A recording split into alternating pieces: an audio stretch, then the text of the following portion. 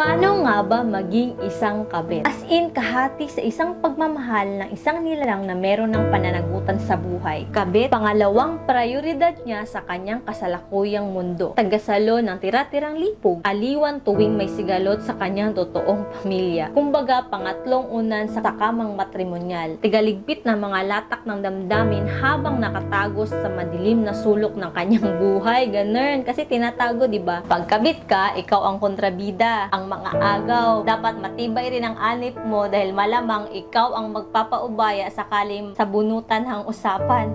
O di kaya aspalto na yung mukha mo upang sa isang lagapak ay di ka matatablan ng sampal ng misis niya. Hindi ka na dapat nagtatanong o mag-aaksaya pa ng oras na umasa na mabigyan ng magandang kahihinatnan ang pinasok mong sitwasyon. Tapang ng apog lang ang panlaban mo dahil di maglalaon ay kalat na sa buong pinaggagalawan mo ang kagagahang pinasok mo.